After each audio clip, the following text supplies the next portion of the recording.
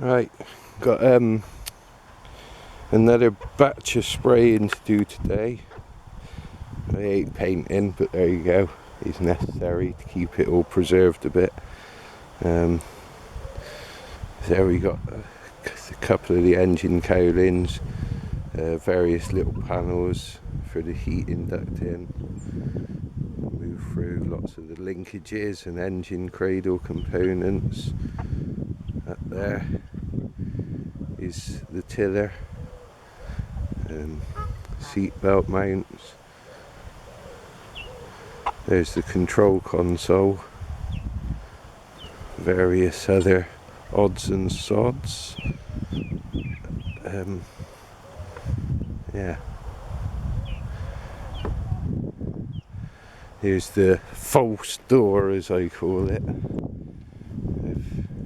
He's had his first coat of primer and then flatted right back again, and put another couple of coats of primer on that, flatten back before the top coats. There's the engine cover, boot lid, same again for that one. And here's the roof. The roof had a hell of a lot of pock marks in it again, so I don't know, I kind of wanted to keep the character, but it was so rough and there were so many little craze marks. I didn't think the paint would hold on with those edges. So you see, here's an area where the crazing's still quite pronounced, but yeah.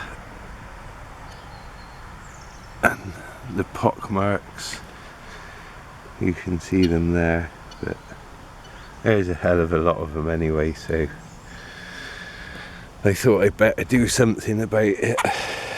So it's been fillered, flatted back, primered, flatted back, again another bit of filler. It should still retain some of the little marks, but wouldn't have been like that originally. A lot of those pock marks still, they had like little plugs of the gel coat that were in them, but when they started sanding, many more of them jumped out. So I think through the years, rattling along the road and everything is where they started to jump out. And as I say, when I did some sanding, an awful lot more started to come out. It's absolutely riddled with them. There you go. A few components over here. So some already done, brake drums, back plates, ready to have a bit of black put on them. That there is a couple of pieces of oak thread cut. They mount up inside the frame there, and they're basically just so that they could screw into the panel extra fittings. So the old ones were rotten, so pulled them out, a couple new made.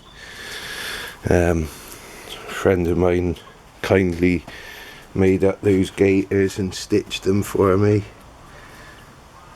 That's for the steering linkage and gear change linkage, I think, passed through them. There's two there.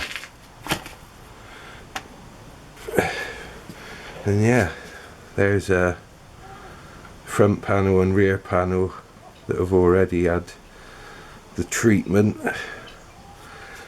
and still yet more components waiting for attention. Anyway, that's about where I'm at the moment. Cheerio for now.